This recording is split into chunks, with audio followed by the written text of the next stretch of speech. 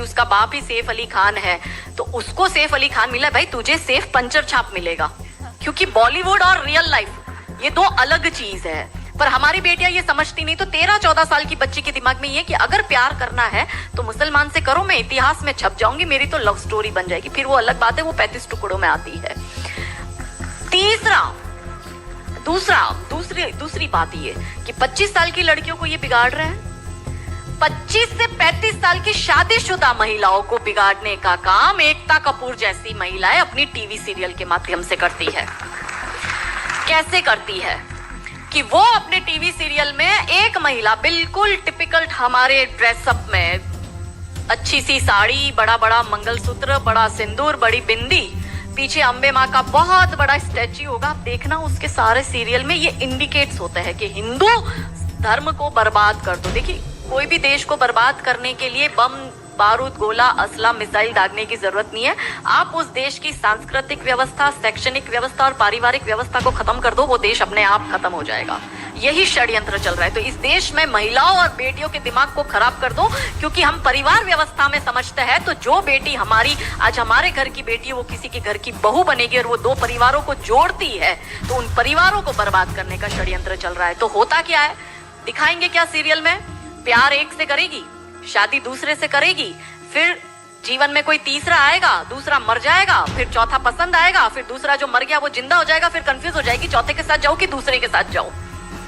यही दिखाती है वो। क्या सच में यहाँ जो मेरी महिला, मेरी बहनें बैठी है, वो बताओ कि क्या हम हिंदू महिला है 4-4 पुरुषों के साथ संबंध रखती है? बताओ, जोर से बोलो। क्या हमारे परिवारों में ये होता है कि हम एक को पसंद करते हैं, हम दूसरे से शादी करते, फिर हमें तीसरा पसंद आता है, फिर हमारा मर जाता है पति, फिर हमें चौथा अच्छा लगता है, और जो मर गया पति वो सडनली जिंदा हो जाता है, फिर हम कंफ्यूज होते हैं हम किसके साथ जाए?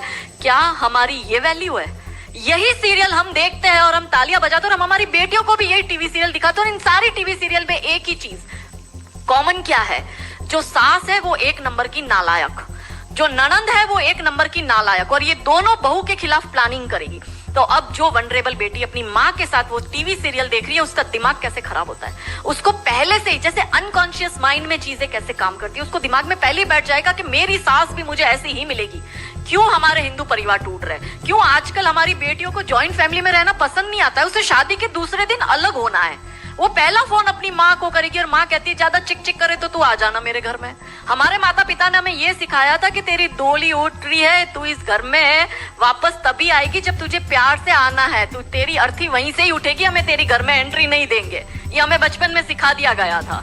इसलिए आज भी हम जॉइंट फैमिली में रहते हैं, हम ससुराल में रहते हैं। भारतीय सांस्कृतिक व्यवस्था, पारिवारिक व्यवस्था को हमने बनाए रखा है।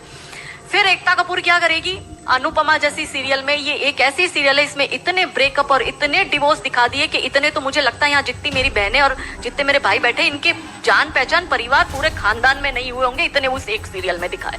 अब हमारी बेटी जो वहां जाती है उसको लगता है मेरी ननंद नालायक, मेरी सास नालायक। इसलिए अब देखो सास बहू में निपटी नहीं।